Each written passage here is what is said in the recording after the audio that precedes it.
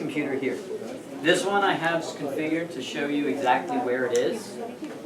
Now this one is our actual operational software that the National Weather Service developed, and it's actually showing every second we're getting data points. So every second, that little instrument, this little guy right here, sends back temperature, relative humidity, pressure, and GPS data. So from all of that, so from GPS, we're able to calculate our winds. Very accurate. GPS is accurate up to about 3 meters. Yes, there is more accurate technology out there, but to try to keep costs of this low, and low is a relative term, we deem that 3 meters is actually decent. And actually, compared to the older style of wind finding, it's actually a lot more accurate. The older style it was calculating wind based off of movement from the azimuth elevation of the tracking dish. Not well. So, Not well. You seem to be the person in charge. So next door is operational. Their forecast office, they launch twice a day. And that twice a day timeline is coordinated across the U.S., across all 92 sites that we manage. But on top of that is around the world, is they all launch around the same time. The way we do that is we all utilize UTC time, which kind of gets rid of time zones out of the equation. Kind of see up above, we have a nice digital clock, kind of shows all of our time zones. The first one is UTC, is every upper air station follows UTC. So at 0 and 12Z, upper air stations are launching, regardless of what time during the day it actually is. Us here, however, because we are a test and evaluation center, a field support center, we launch whenever we feel like. Depending on what kind of tests are going around that day, what kind of weather conditions we need, or if we just need to get some experience. We can launch up to 10 previous on a day if we want. We've got 4 fully operational systems here, like just identical to the ones that they use next door. But then on top of those 4 operational systems, we have 1, 2, 3, 4, another 4 systems that are used for test and evaluation. So with that, we have 8 different tracking systems that we can be tracking this with. So a lot of questions. Those balloons, they fly up to about 100,000 feet, and when it reaches that height, the balloon just pops. It's expanded so much that it just breaks.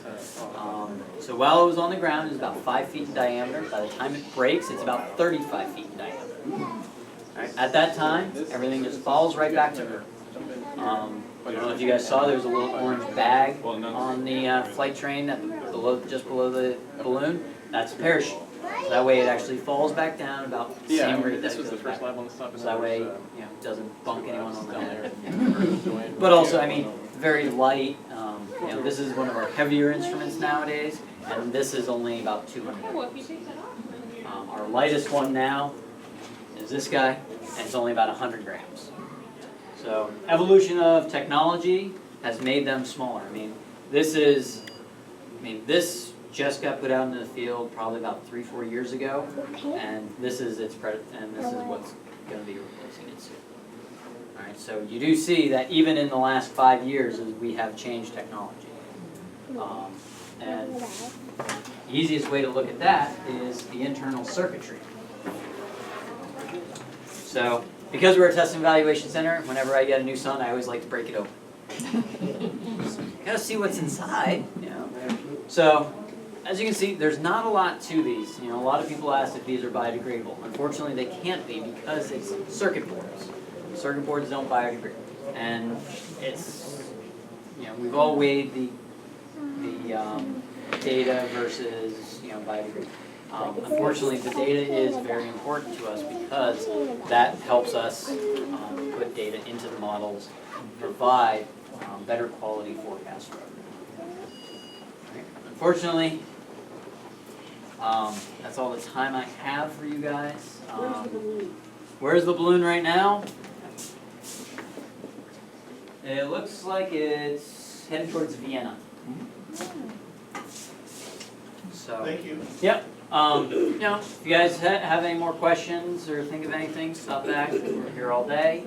We'll be doing flights every, I think, 2 hours here and every 2 hours there, I think we're on. How long is it usually before they first? About 2 hours, And about how far do they usually get? depends on the day. Takes you 2 hours to get 100,000 feet. 400 kilometers? We use both. Us here, we use hydrogen. We actually have a hydrogen generator on site. We produce our own hydrogen gas. It's a lot cheaper. Obviously, the startup cost is a lot more to get the equipment in, but once it's in, all it needs is water and electricity. But helium is starting to get very expensive. It's because it's natural resource, it's harder getting hard to find. So the price of helium is just starting to go up. But hydrogen is also a lot lighter, so we need a lot less, or not a lot less, but